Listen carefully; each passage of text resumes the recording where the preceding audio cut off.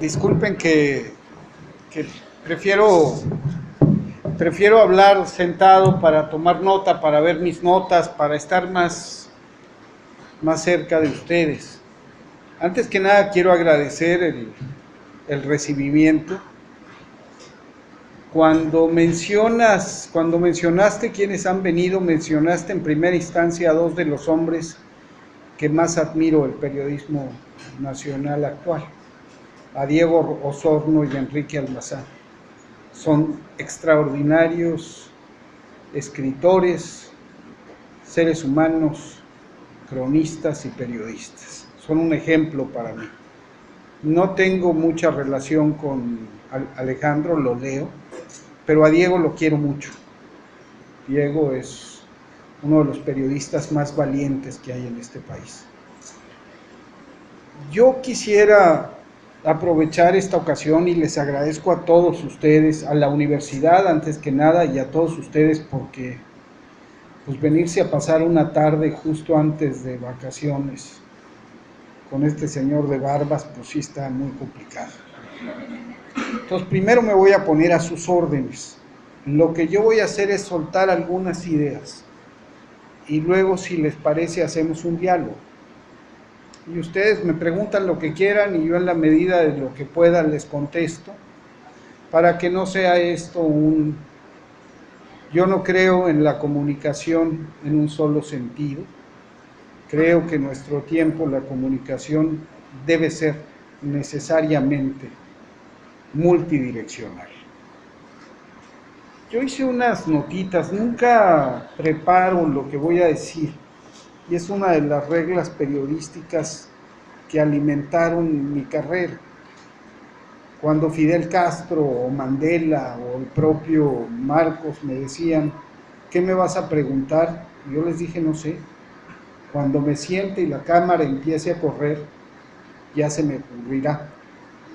Siempre dejo al misterio del hecho mágico que se produce entre dos personas lo que voy a preguntar. Por un lado. Por el otro lado, la inmensa mayoría de las veces, yo hago cámara.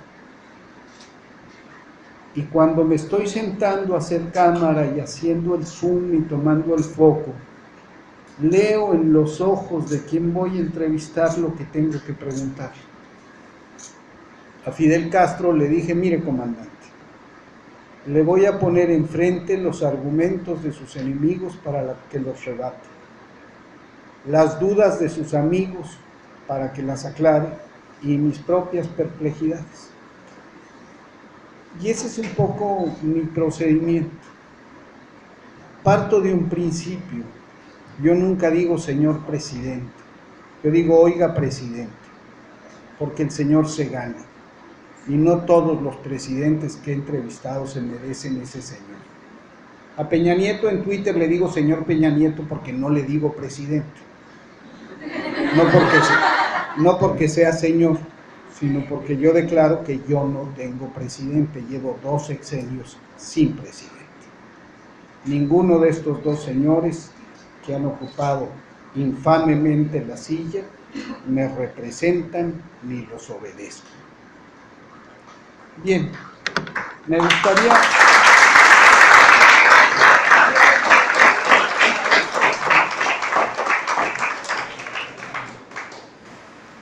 compartir con ustedes 3 elementos nodales por los cuales nos dominan, nos humillan, nos masacran y nos saquean. Básicamente son cosas que dependen también del quehacer periodístico, sanar o no sanar. Y creo que esa es una de las tareas que ustedes tienen enfrente. El poder nos quiere, nos necesita, uno, desmemoriados. El poder necesita que nosotros no tengamos memoria viva, terca, consciente de los agravios que hemos sufrido. El poder nos necesita en estado de coma inducido, sin memoria. Y la pregunta es, ¿qué somos sin memoria? Y ese es uno de los primeros quehaceres del periodismo en este país, recuperar la memoria. Tenemos que saber quiénes, cómo, cuántas veces nos han traicionado, por qué lo han hecho, por qué no han sido castigados. Y solo cuando tengamos esa capacidad, no volverá a suceder lo que sucedió hace poquito, y volverá el PRI a gobernar este país. Si no tenemos memoria, no somos nada. La memoria son los afectos, las emociones. La memoria es el rostro de la mujer amada, es la constancia de las humillaciones sufridas. La memoria es también la esperanza. La esperanza se alimenta de lo que fuimos y proyecta en el futuro lo que queremos ser, solo porque sabe quiénes fuimos. Un hombre, una mujer con Alzheimer no sabe dónde está, no sabe a dónde va, no sabe de dónde viene. Y este país tiene una amnesia colectiva profundísima, profundísima. No sabemos quiénes somos, no sabemos de dónde venimos y por tanto no tenemos ni la más puta idea de a dónde vamos. El segundo elemento es el engaño. Desde el amor, la infidelidad es una traición. Desde el amor, y hablo del amor filial, del amor paterno, del amor entre una pareja, ese que engaña, que no tiene la integridad de mantener la palabra,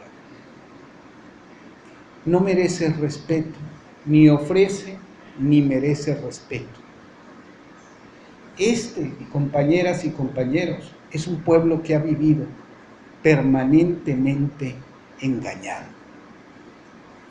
¿Cómo ha sido engañado este país? Con nuestros impuestos.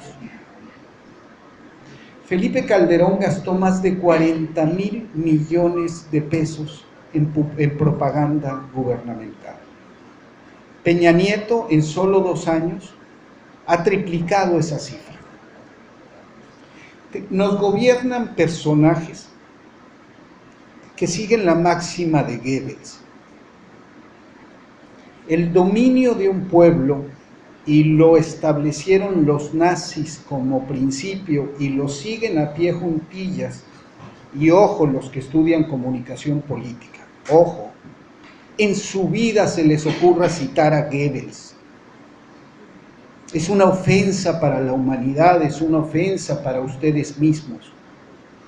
Conozcan a Goebbels para odiarlo, conozcan a Goebbels para jamás imitarlo, conozcan a Goebbels para no hacer nunca lo que ese criminal hacía. Y lo que hace el PRI y el Verde y muchos partidos también de la izquierda. Apostar por la repetición, el engaño, la saturación, la frecuencia. Hitler es el inventor, y Goebbels en especial, de los medios masivos de comunicación en tanto tales. El esfuerzo principal de guerra en la Alemania nazi era, además de la armamentización, la colocación de un radio en cada hogar alemán. La televisión comenzó a desarrollarse en la Alemania nazi porque Hitler estaba convencido de que su poder magnético de atracción, que funcionaba en la radio, tendría mucho más impacto en la televisión. Hitler, por otro lado, se hizo de los estudios de cine y diseñó una estrategia para utilizar el cine también como propaganda. ¿Qué sucedió? Que la propaganda convirtió al pueblo de Hegel, de Marx, de Goethe, de Beethoven, en un pueblo de asesinos. porque hoy hasta los historiadores alemanes más serios y menos heterodoxos, porque esta era una tesis de los heterodoxos y hoy es una tesis compartida por todos, hasta eso saben que hubo una complicidad eficiente, continua y clara del pueblo alemán con el hombre que asesinó a 55 millones de personas. ¿Cómo se ha sabido? Que es una tarea que tenemos que poner en perspectiva para nuestros días y para el quehacer de ustedes. Lo que se ha venido haciendo para desentrañar el misterio de la atracción enferma entre un pueblo y un dirigente asesino ha sido el análisis de diarios, cartas, documentos íntimos de millones de alemanes. Así nos hemos dado cuenta que el Holocausto era un secreto a voces, que todos los alemanes, incluso aquellos venerables patriarcas de la Alemania democrática o de la Alemania federal, estaban al tanto de lo que se estaba haciendo con los judíos. Y entonces viene una tesis brutal. Hitler compró, los nazis compraron la complicidad, el silencio de los alemanes con el producto del expolio a los judíos y del expolio a toda Europa ocupada. Los niños alemanes vestían las ropas arrebatadas a los judíos que eran incinerados en los campos de concentración. Las casas destruidas en los bombardeos se amueblaban con los muebles de las casas de los judíos que eran asesinados. Los soldados en los países ocupados sometían al hambre brutal a Grecia, a Francia, a Alemania, para mandar chorizo, tocino a sus casas en Alemania. Y todo ese pueblo ilustrado, ese pueblo extraordinario, se convirtió en un pueblo de ladrones y de asesinos. Hay muchos libros que vale la pena que busquen, porque el fenómeno del nazismo es algo que debe ser estudiado con especial atención en este país, porque hoy en este país representamos un fenómeno singular, único. Se han extinguido las dictaduras, los regímenes totalitarios y el PRI gobierno hace 80 años. ¿Por qué? ¿Por qué gobiernan estos ladrones? Porque somos desmemoriados, porque son brutalmente eficientes con la propaganda y porque nosotros financiamos esa propaganda. Nosotros pagamos los spots con los que Peña Nieto nos engaña a todas horas, en todas las estaciones de radio, en todos los canales de televisión, en todos los periódicos. Nosotros, cada uno de ustedes pone peso sobre peso para recibir los mensajes de que México se está moviendo. Y este es un fenómeno único en el mundo contemporáneo, porque nosotros pensamos que así sucede en otros países. Nadie, ningún gobierno de una democracia que se respete, derrocha tan criminal y enorme cantidad de recursos públicos en gastos de imagen. Ninguno. Ningunas elecciones se celebran con tal derroche de recursos públicos como en México. Y de ninguna manera en el Ayuntamiento de Madrid o de Londres o de París uno encuentra en la televisión anuncios del gobierno local o del gobierno estatal o de la presidencia que dice: estamos haciendo escuelas. Carajo, ¿y qué no para eso les pagamos? Estamos construyendo hospitales. El gobierno del presidente Peña Nieto ha construido 25 hospitales, sí, claro. La Secretaría de Salud, por supuesto, para eso están ahí. Entonces, La segunda cosa es que nosotros tenemos que estar prevenidos y atentos. Además de la memoria, de reactivar la memoria, de mantenerla viva, tenemos que estar prevenidos y atentos al engaño. Y tenemos que estar como estudiantes y futuros profesionales de la comunicación, atentos a no caer en la fácil fórmula de volvernos propagandistas, de perder los escrúpulos, de emular el trabajo criminal de Goebbels. La comunicación es muy distinta de la propaganda. La propaganda aniquila al sujeto que la recibe, lo humilla, lo extermina, lo suprime. Un elemento fundamental es que en la propaganda de los regímenes totalitarios, y es una cosa que yo discuto mucho en términos políticos, se habla de que todos somos iguales. Cuando todos somos iguales, el que es diferente es condenable. No somos iguales, somos semejantes. Y uno tiene ciertas creencias y el otro piensa otra cosa, y aquella más tiene el pelo chino y la otra lacio, y uno es homosexual y la otra lesbiana, y el otro es un macho impretérrito y echado para atrás y equivocado, pero todos somos semejantes. En el respeto a la diferencia, en la acentuación de lo diferente, se basa la riqueza que nos hace humanos. Y la propaganda suprime esa semejanza y la convierte en igualdad.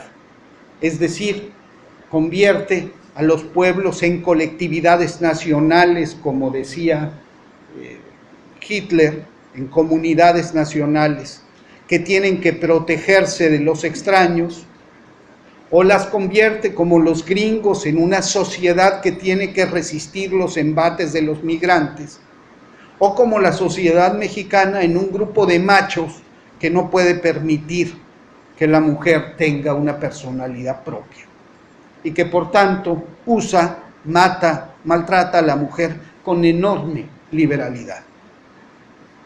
Entonces, la propaganda aniquila las diferencias, la propaganda suprime al individuo y forma masas. Eso le interesa mucho a los partidos políticos en nuestro tiempo, al verde, que explota tan cínicamente los apetitos más oscuros del ser humano, diciendo: nosotros promovimos la pena de muerte. Carajo, este país lo que necesita es vida, no muerte. Y por último, en esta reflexión de qué nos ata, qué nos mantiene sometidos, por qué nos explotan, nos masacran, nos sangran, está la complicidad de los medios. Los medios deben ser entendidos en una democracia como el contrapeso al poder. El periodista no debe trabajar para el poder, sino trabajar frente al poder. El periodista tiene que cumplir la tarea de enfrentarse al poder y decirle: estás fallando en esto, no debes hacer esto, los ciudadanos queremos esto, esto está sucediendo. Y en México, compañeras y compañeros, eso es intolerable. En México, el que alza la voz, sobre todo en tiempos del PRI de regreso, debe ser silenciado. El opositor es enemigo, la voz crítica, una voz que debe ser callada. Y se produce una cosa muy perniciosa. Por un lado está la presión del Estado, que tiene dos niveles: te compro, y te compro muy bien, porque te compro con un dinero que no es de mi bolsa, sino de los contribuyentes. Te presiono, te corro, y si ya te pones muy cabrón, te mato.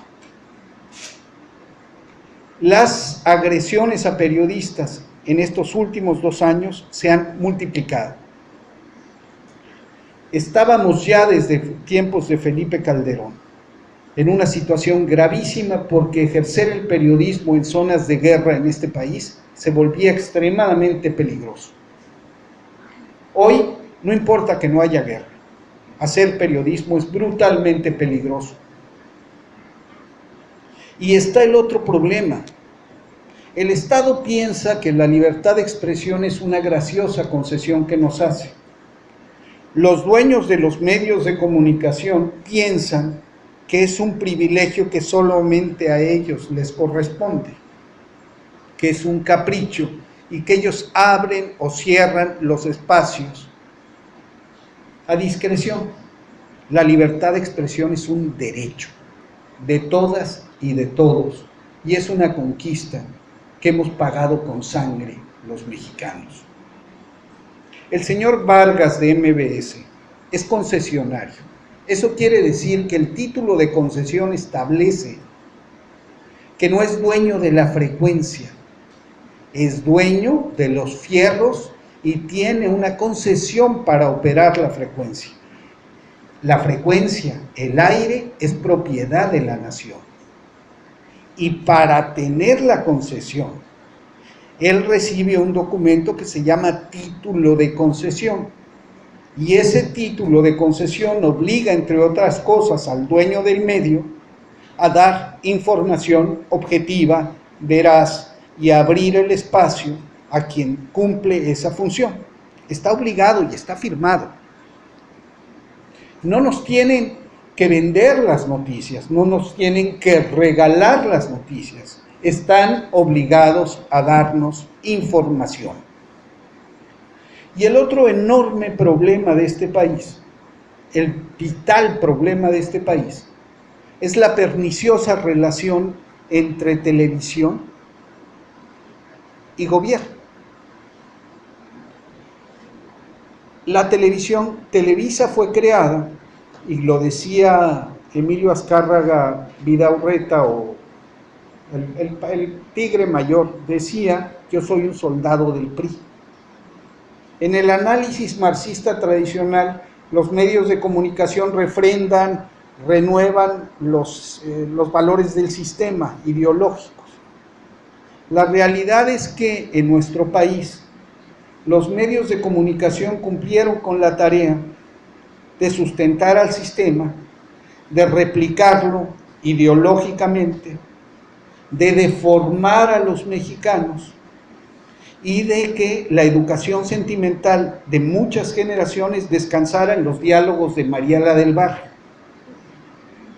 O sea, resulta que un joven, para declararse a su novia, o una muchacha para expresar lo que siente, no se basa en la poesía, no se nutre del cine, de la literatura, sino de los diálogos de una telenovela infame. Y esa es una realidad, y eso tiene un efecto brutal.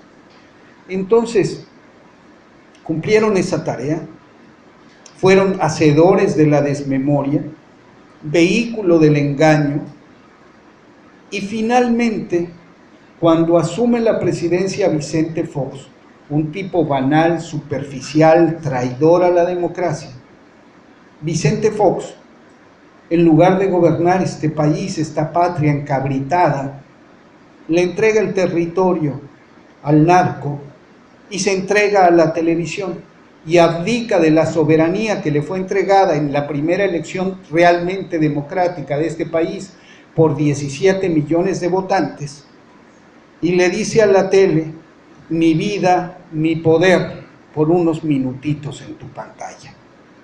Y la hacedora de esa relación oscura, por su pretensión de ser la primera presidenta de México, es Marta Sagún. Hasta ese momento las facturas salían de Los Pinos hacia los medios de comunicación. ¿Tienes tu canal de televisión? Cuidado con tus noticieros. ¿Quieres tu concesión de radio? Bájale tantito. ¿Quieres que me anuncie en tu periódico? No me chingues.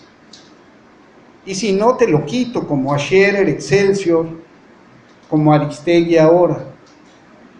Cuando se produce el cambio, La televisión que era fiel de la balanza se convierte en la balanza.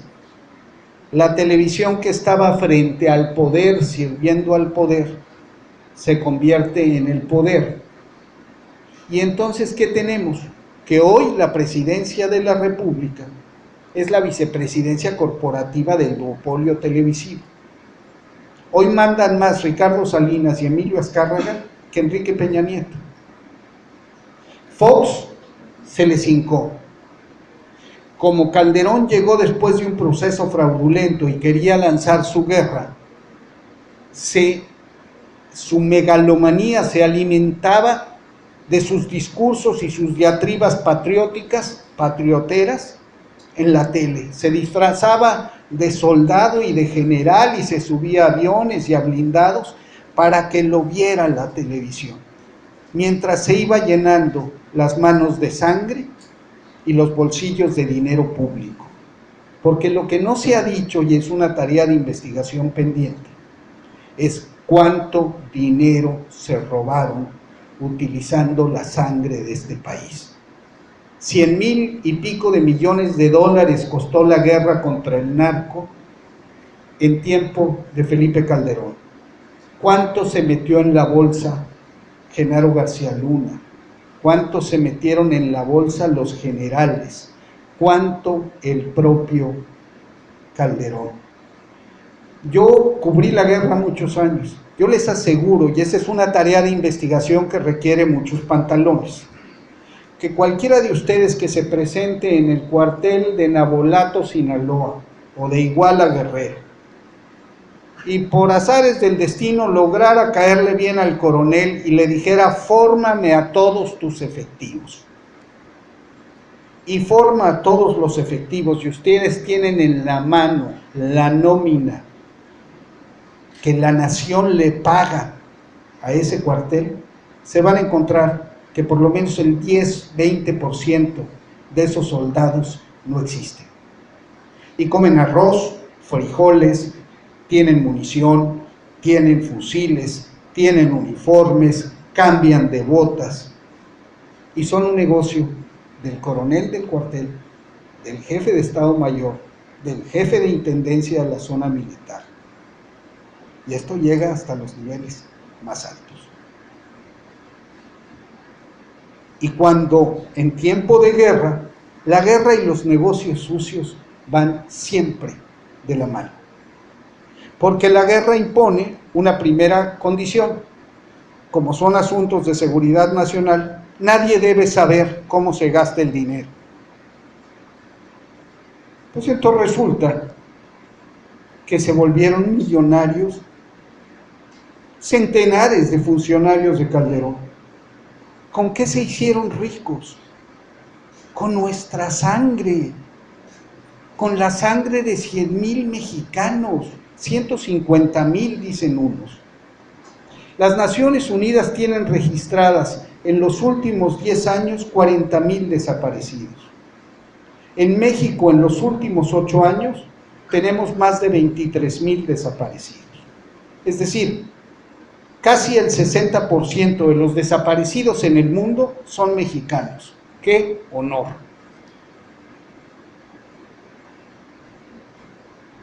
Estas son tareas que nosotros tenemos que indagar. Hoy, cada día desaparecen en 13.5 personas en este país, todos los días. ¿Cómo podemos hablar de un país con integridad, con esperanza, con libertad, con dignidad, con futuro, si tenemos 100,000 muertos encima, casi 23,000 desaparecidos, para no hablar de los migrantes? Porque no sabemos cuántos migrantes han sido asesinados y no tenemos la menor idea de cuántos migrantes han desaparecido. No existe ese censo. Ustedes los ven cruzar aquí por las calles de Villahermosa. Muchos apenas llegaron aquí, otros no van a pasar de Veracruz. Muy pocos van a llegar a cumplir con un sueño y una aspiración absolutamente legítima, tener derecho a una vida más justa, con más bienestar y con la posibilidad de sustentar a sus familias. Ese es un derecho sagrado que cualquier ser humano tiene que tener garantizado. Y yo quiero decirles una cosa: cuando vean esos migrantes salvadoreños, hondureños en las esquinas, salúdenlos con reverencia, se la merecen, son valientes, igual que nuestros compatriotas en Chicago o en Nueva York. No se conformaron, no se quedaron jodidos, sufriendo. Decidieron poner en riesgo su propia vida, dejar todo atrás y salir a pelear por los suyos. Lo primero que tenemos que hacer es rescatar el respeto por esos valientes. Las grandes naciones se han hecho de la migración. Y sí, son distintos, no hablan como nosotros. Sí, son distintos de facha, pero son nuestros semejantes, no son nuestros iguales, afortunadamente. Entonces, ustedes me dicen si yo me voy alargando y si quieren preguntar y cortamos. Yo nada más quiero llegar a 3 cositas más. Nosotros nos acostumbramos al horror. Tenemos una hoy casi nula capacidad de asombro. Tanto hemos visto, tan poca memoria tenemos de lo que hemos visto, que desayunamos con decapitados, comemos con masacres, cenamos con desapariciones forzosas masivas. Desaparecen de un solo golpe, una misma noche, después de asesinar a 6 personas, 43 estudiantes. ¿Qué hace Enrique Peña Nieto? La mañana del día 27 de septiembre de 2014 se fue a jugar golf.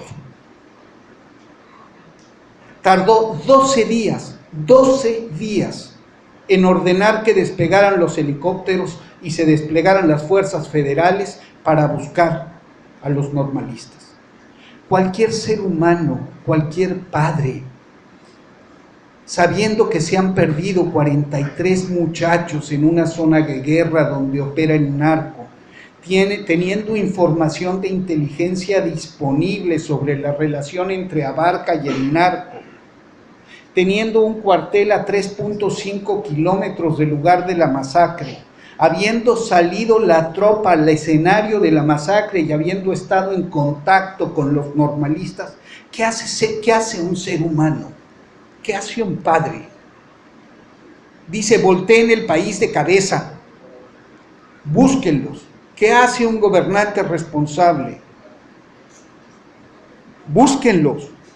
Porque además un gobernante responsable que sabe la historia de este país, sabe que los primeros minutos y horas después de una desaparición son cruciales.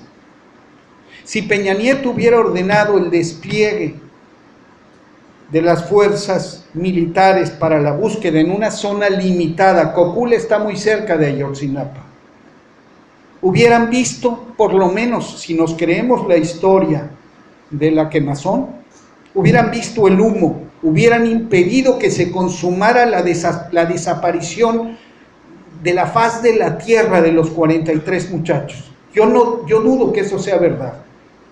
La guerra te enseña una cosa: matar a un hombre es muy difícil. En las películas vemos que ¡pum! Y matan. No es cierto. Matar a un hombre cuesta mucho trabajo.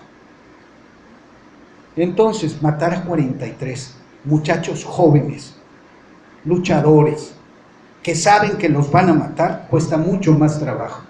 Eso implica doctrina, fuerza, disciplina, control, y necesita y exige un aparato y exige tiempo. No los mataron esa noche. Todo esto que les estoy diciendo son preguntas que la prensa mexicana no hace. Yo no soy ahora periodista y cuando veo esto digo: ¿por qué nadie dice eso? Dice Murillo Cara: en el trayecto de 45 minutos iban apilados en un camión y la mitad se asfixió. Ningún periodista levantó la mano y le dijo: oiga, procurador, ¿Cuántos millones de seres humanos fueron trasladados por tren a Auschwitz? En condiciones mucho más duras, a 50 grados. ¿Cuántos de esos niños, mujeres, ancianos murieron en los trenes? Murillo Karam diría, muchísimos. ¿Qué porcentaje de los 11 millones? Murieron 6 millones de personas en los trenes en el traslado. Su hipótesis, señor procurador, es absurda, porque en la caja de un camión, unos muchachos atados, amontonados, se rebuscan para respirar. Tendría que ser una caja absolutamente hermética. Murió uno, probablemente. Estaba malherido, lo echaron abajo, no se pudo mover. El que hubiera tenido así de aliento vital, respira. Segundo, dice Murillo Karam en la conferencia de prensa, y le dice a una periodista, le dice, mire señorita, el ejército no salió porque el ejército obedece órdenes. Imagínese lo que hubiera pasado si el ejército sale, del lado de quién se hubiera puesto.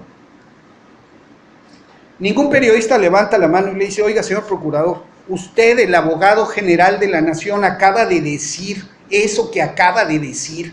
¿Es usted capaz de esa pendejada? No insulte nuestra inteligencia. Y ningún periodista en la sala se levantó y dijo, perdón, Omar García, sobreviviente, dijo que fueron interceptados por el ejército y que fue impedido que se le diera atención médica a Aldo, herido, que hoy Aldo lleva 6 meses inconsciente con un balazo en la cabeza. Ese es el 44, el 45 más bien.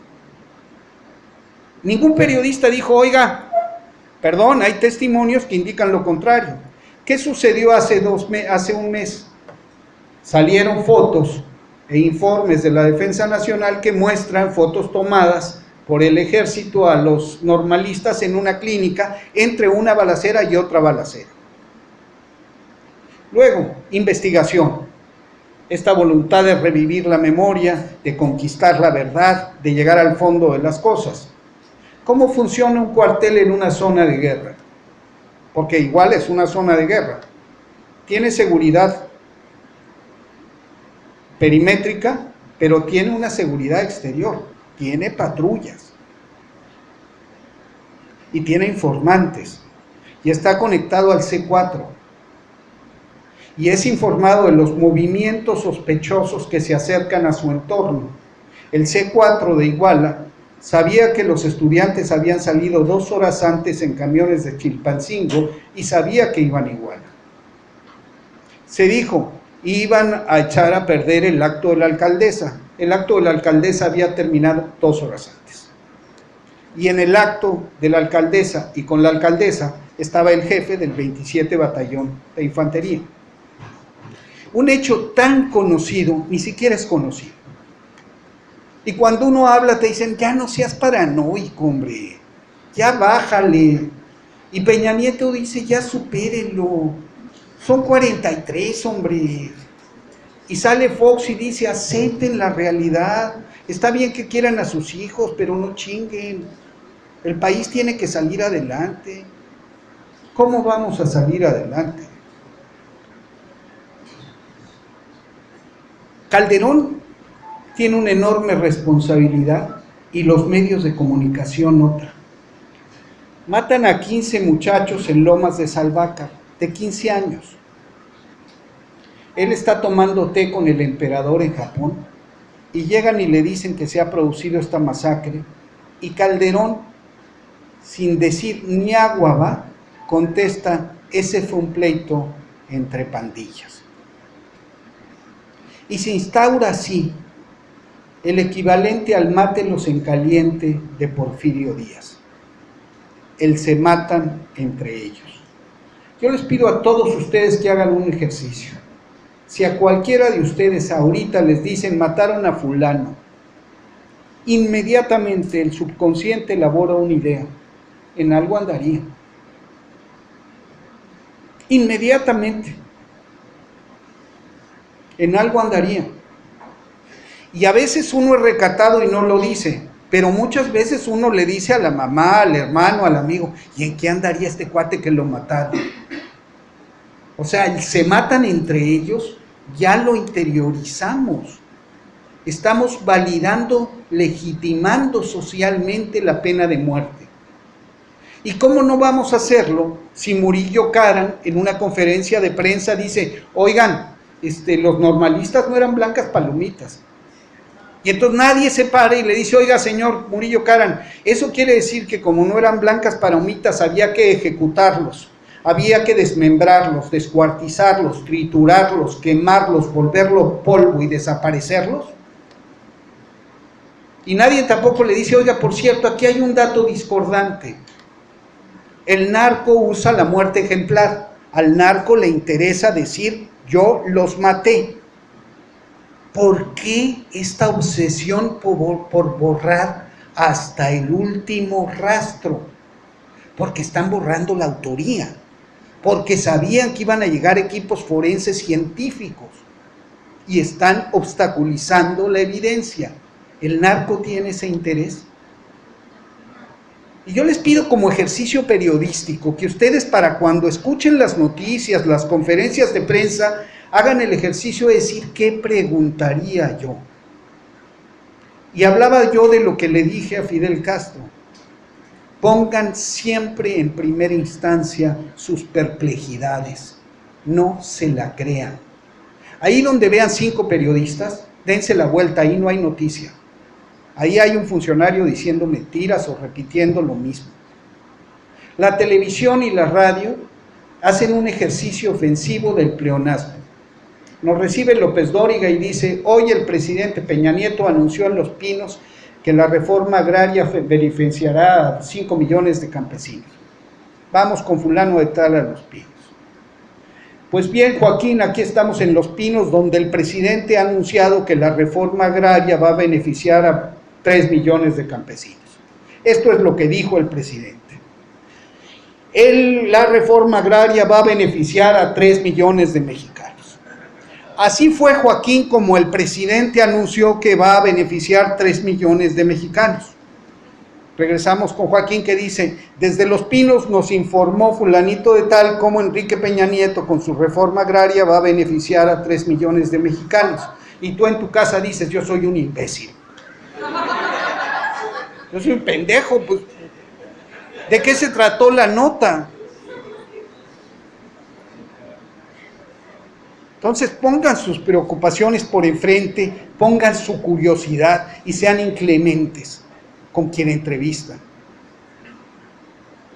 El entrevistado tiene la obligación de responder. Ustedes son la autoridad frente al poder, porque son el contrapeso. Si ustedes llegan con esa actitud, no, señor secretario, no, oiga secretario. La amabilidad no es del periodista. El periodista no es grosero, pero no es sumiso.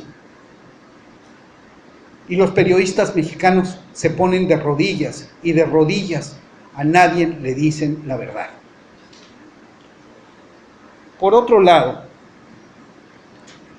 a la imagen y semejanza, y esta es una reflexión, de Calderón, nosotros revictimizamos a las víctimas. A las muchachas asesinadas en Juárez.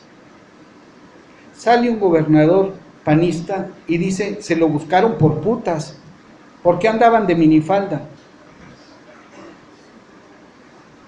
Pero no solamente lo dice, sino que lo pasa a la televisión. A los migrantes los matan por haberse salido de su país y ¿qué andan haciendo aquí estos mugrosos? A los muchachos de Ayotzinapa, y vean las redes sociales, lo que dice la gente más intolerante. Yo pregunto siempre en Twitter, ¿qué harías si fueran tus hijos, tus hermanos? Y me dice una señora, y varias, me dicen, no permitiría que se anduvieran robando camiones porque se lo buscaron estos mugrosos. Y aquí viene una reflexión más profunda. los gobernados tendemos a parecernos a nuestros gobernantes. En el terrible espejo del régimen corrupto y criminal que padecemos, nos vemos y nos identificamos nosotros mismos. Han conseguido que la corrupción sea un valor. Han conseguido que la vida no valga. Han conseguido que preferamos el fútbol, la novela, y seguir idiotizados por la propaganda, adormecidos frente a la televisión y desmemoriados. ¿Qué nos toca hacer? Nos toca ser el despertador de este país. A ustedes. Nos toca utilizar todos los medios para decir, ya basta. Para llegar al fondo de las cosas, para cuestionar al poder, para presentar, utilizando el menor de los resquicios, lo que sabemos, lo que debemos saber. Yo celebro el eslogan, el lema de periodismo subjetivo. Yo no creo en la objetividad periodística. Yo creo en quien toma partido por la verdad, en quien se decide a cuestionar al poder. Yo creo en la pasión periodística, en la pasión por la verdad. Y la pasión por la verdad es una pasión sistemática, es disciplinada, como los buenos amores. Solo quien sabe amar con consistencia sale adelante. Hay que ser brutalmente consistentes, apasionadamente disciplinados, íntegros, cabales, a fondo, pero apasionados. Yo les invito, les pido que se enamoren de su profesión, de la tarea de comunicar, porque este país necesita urgente y despiadadamente de comunicadores que no sean esclavos del poder, servidores del poder, y que cumplan con la tarea de decirle a la gente lo que está pasando. Eso es el sentido por el cual nosotros, viendo el panorama de este país, hicimos Tabasco 3.0 y la Red Revolución 3.0. Con un grupo de chavos de Yo Soy 132 hace 2 años dijimos, se va a cerrar todo. Y se van a cerrar los medios y nos van a sacar de la tele y nos van a correr de Milenio. Me corrieron de Milenio hace 1 año. Nos van a cerrar todos los espacios. Tenemos que abrir nuestros espacios, conquistar las redes sociales, conquistar el Internet, con una visión plural, diversa, comprometida, hablando de las cosas de las que no habla la televisión, de las que no habla la radio, que la prensa no dice.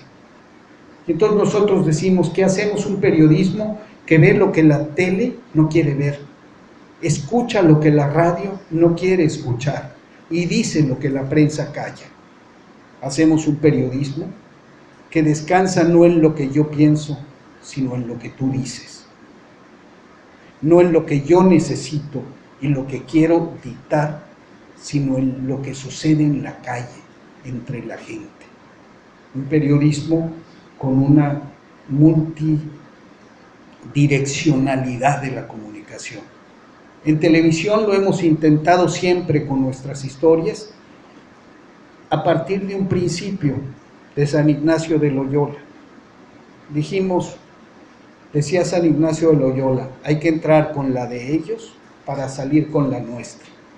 Nosotros, después de la guerra en El Salvador, teníamos 2 opciones: llegar y volvernos una célula marginal para que nos vieran 4 o 5 monos y estar muy orgullosos con nuestros documentales de izquierda. Nuestra alternativa fue decir, ¿cómo llegamos a millones de personas? Y dijimos, haciendo telenovelas.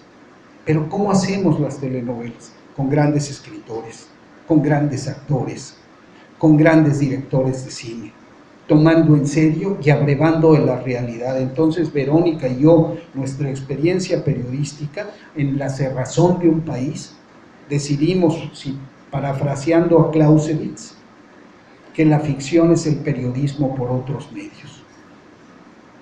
Y así nos fuimos. Cuando toca hacer revolución, dijimos, se van a cerrar los medios, vamos a abrir la red.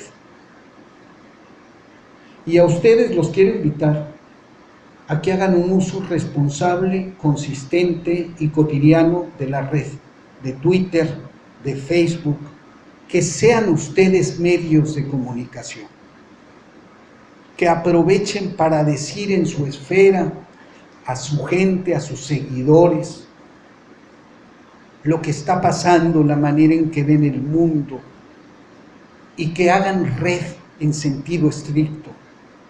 Hoy lo hablaba con Octavio y le decía una cosa que yo he estado discutiendo, es que quienes actuamos en Twitter tenemos que seguir a más de los que nos siguen,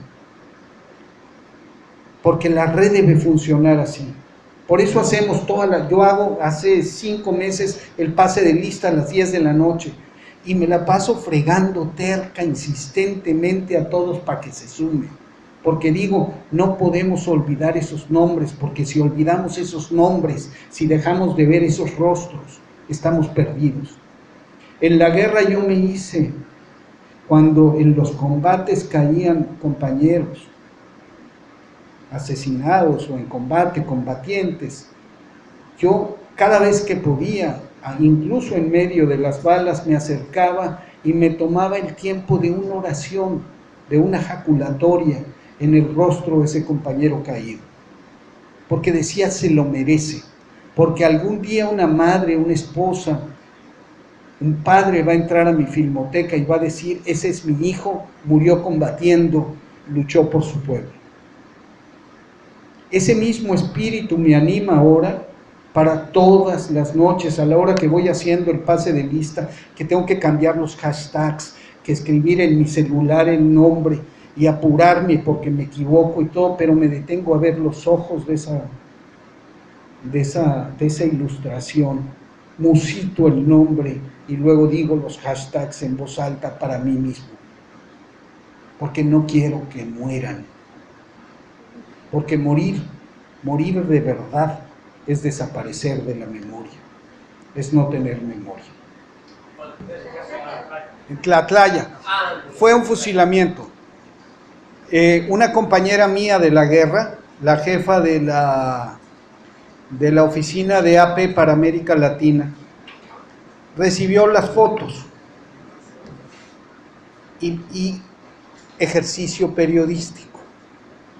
En México hay muchos periodistas echadores. Loret se siente el gran corresponsal de guerra. Yo nunca lo vi en un frente de guerra. A López Dóriga menos. Pero no saben reconocer las cosas. Esta compañera que estuvo 10 años en la guerra en El Salvador y en Irak y en Sarajevo, igual que yo, vio las fotos y le dijo a su fotógrafo, a ver, chécate esto. ¿Cómo es posible? ¿Cómo están colocadas las armas? ¿Por qué todos los tiros en esa pared? Y entonces llamó a uno de los reporteros y le dijo, vete y pregunta. Y en 3 patadas encontraron la verdad. A los muchachos esos que no sabemos quiénes eran, podían haber sido narcotraficantes, cabal, sicarios, órale. ¿Por qué los paran contra una pared y los fusilan? ¿Desde cuándo existe en México la pena de muerte? Efectivos del Ejército Federal fusilan a 20 jóvenes en Tlatlaya. ¿Y qué dice el Estado de México? No pasó nada. ¿Qué dice la Procuraduría General de la República? No pasó nada. ¿Qué dice la Secretaría de Defensa? No pasó nada. Hasta que la nota de AP llega a Washington y Washington dice, ay carajo, es un fusilamiento.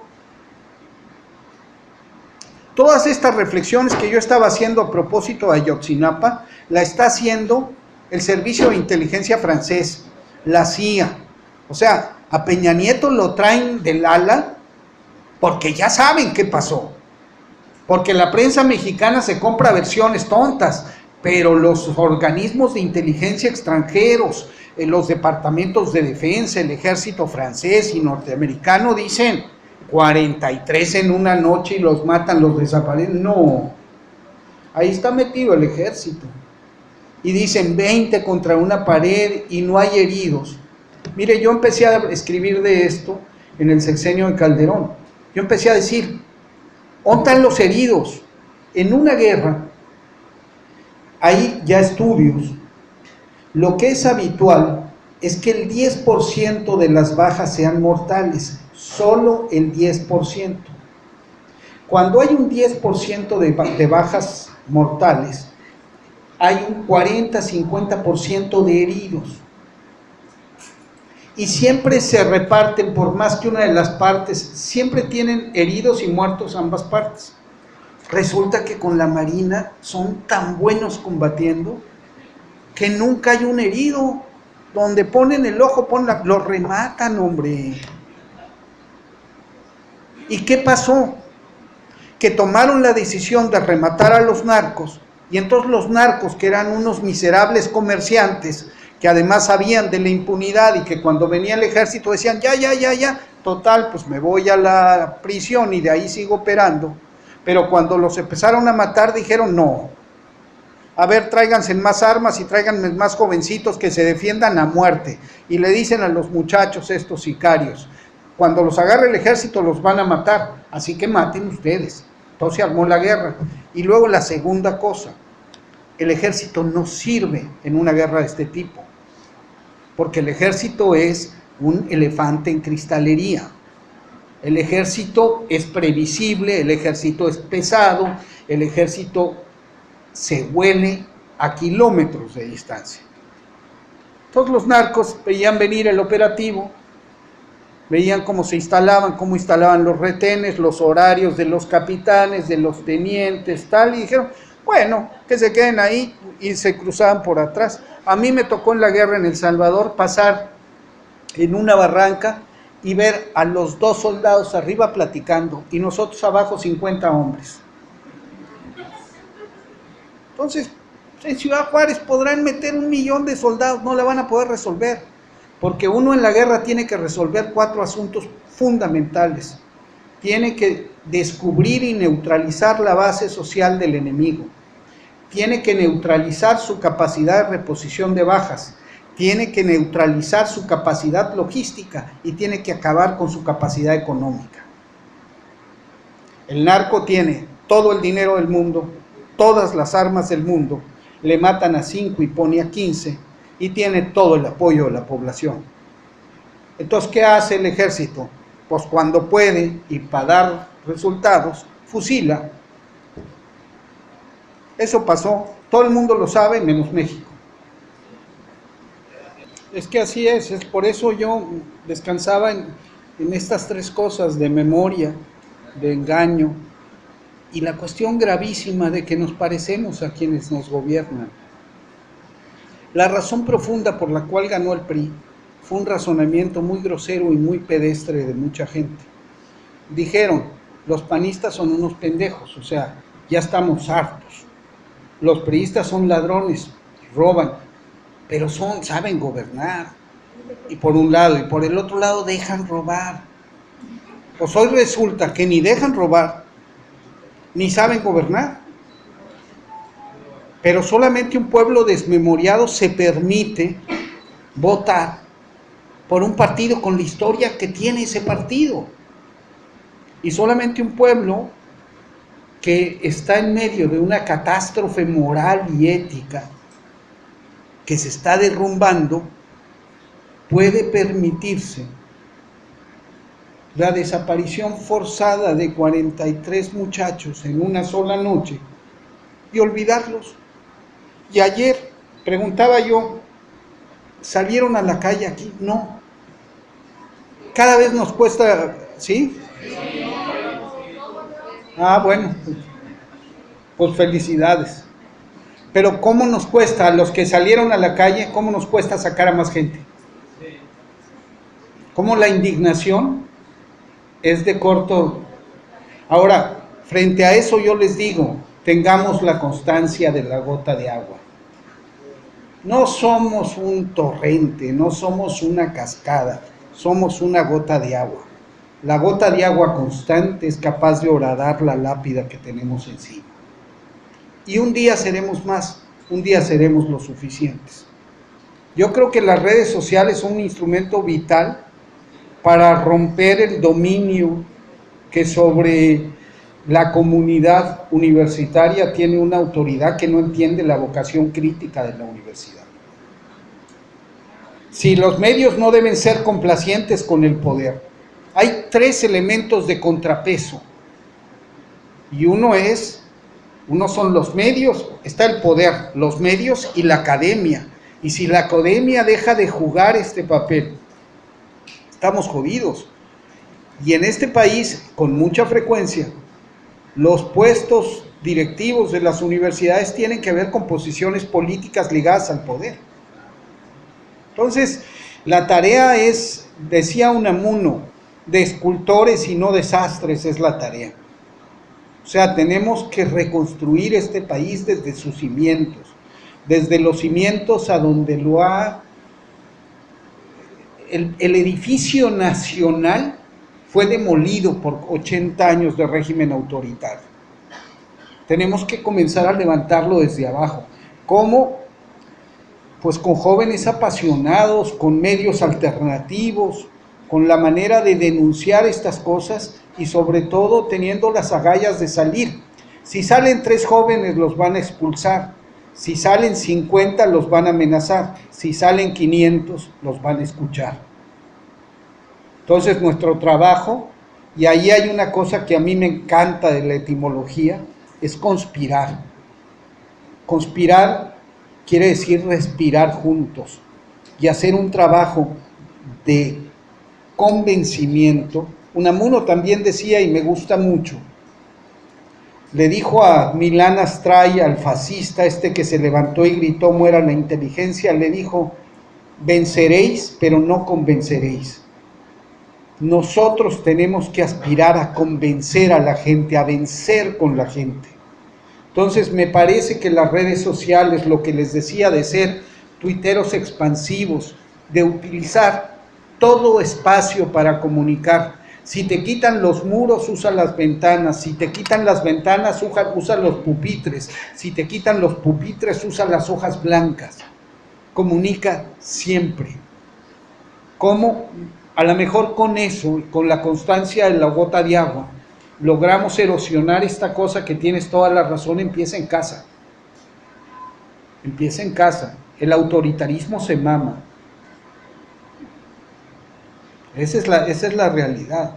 Esta es una estructura autoritaria, patriarcal, desde la casa. Entonces tenemos que combatir eso. Nosotros fuimos, y lo tengo que decir, la primera narconovela que se hizo en la historia se llamó Nada Personal. Los colombianos la tomaron. La diferencia es que nosotros tratamos de no hacer apología del delito. Y siempre, y desde Nada Personal, de lo que se trataba era de presentar la vinculación entre el poder y el narco.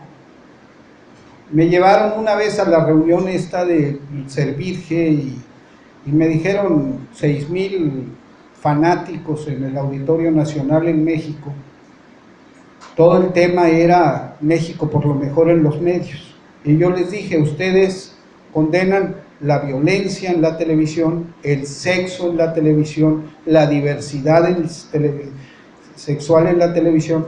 Bueno, aquí tienen a un responsable de todo eso. Lo voy a seguir haciendo. Porque la televisión tiene que parecerse a la vida y en la vida hay todo eso. Lo que tenemos que tener cuidado los productores es tener la responsabilidad de no hacer apología del delito. Y resulta que muchas de las series, como El Cartel de los Sapos, no hay matices. En El Señor de los Cielos, que es una cosa que nosotros tenemos que producir, que no es el cuño de Argos, es resultado de una primera novela que hicimos hace muchos años que se llamó Demasiado Corazón, con Demián Bichir, con Daniel Jiménez Cacho. Y en Nuestro Señor de los Cielos, el personaje central era Demián Bichir, el comandante Carvajal. La dificultad que enfrentamos es que para que la historia fuera creíble, tuvimos que matar al comandante Carvajal. Primero creamos este grupo incorruptible y luego al final lo tuvimos que matar. Y un poco sucedió lo mismo en Capadocia.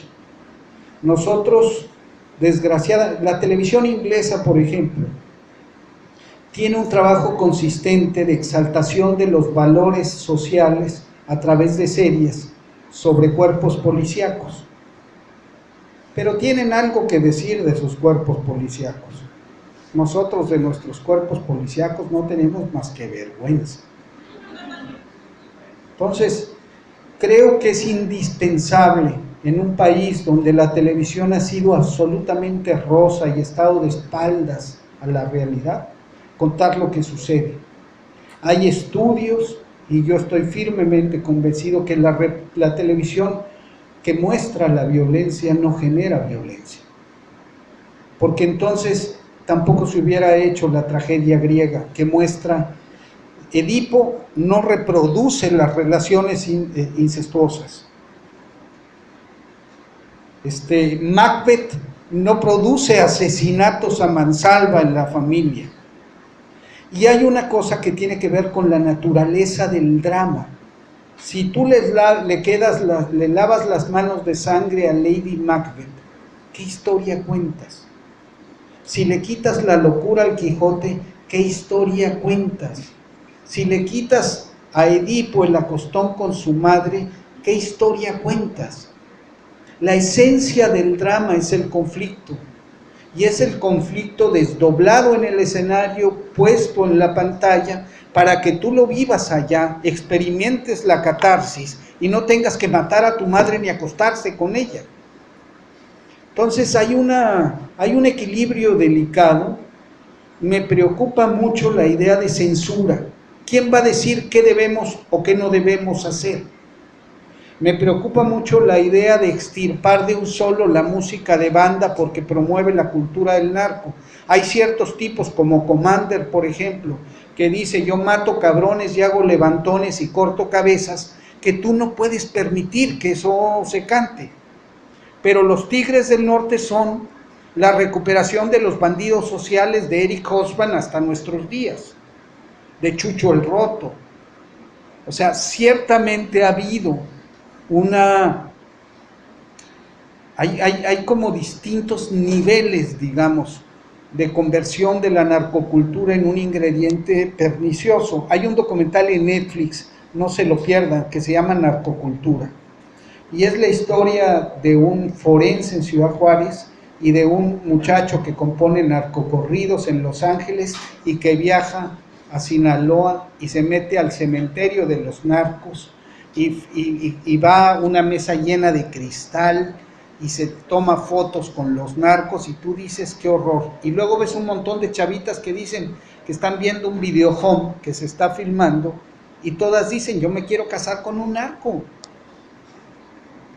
Y entonces, ¿qué sucede con la narcocultura? Que sobre todo prende ahí donde no hay educación, donde no hay servicios, donde no hay empleo y donde hay una presión enorme del crimen organizado que o te mata o te compra. Entonces un muchacho que no tiene empleo, que no tiene ninguna posibilidad de salir adelante, llega el narco y le dice vas a tener mujeres, dinero y vas a vivir poquitos años. Órale, órale. Es menos la televisión y más el entorno social, el opresivo. Quieren curar la violencia y eliminar la narcocultura, quitando lo que ve la gente en televisión o lo que oye en la radio. No, lo verdaderamente cabrón es cómo vive. Es el hecho de que el narco está en la esquina. Y es el hecho de que en esas ciudades, en Lomas de Poleo, en Ciudad Juárez, no entra la policía jamás. Ni entra el agua, ni entra la electricidad, ni entra nada. Entonces, no tenemos, el problema no son tanto los medios con la narcocultura, sino el contexto social. Ese es el clima donde se está produciendo la violencia. La falta de efectividad del gobierno para resolver los problemas de bienestar y servicios para la población. Llevo tiempo diciendo, pongamos todos voces y cuentas al servicio de Ayotzinapa, porque es un tema crucial. Sincronicemos la voz. vuelvo al punto de hace rato. Uno solo no tiene posibilidad de resistencia. Dos tienen posibilidad limitada de resistencia. Un chingo no. ¿Cómo hacemos que mucha gente se sume a los movimientos? ¿Con propaganda? ¿Con lemas? No, con ideas, con debate.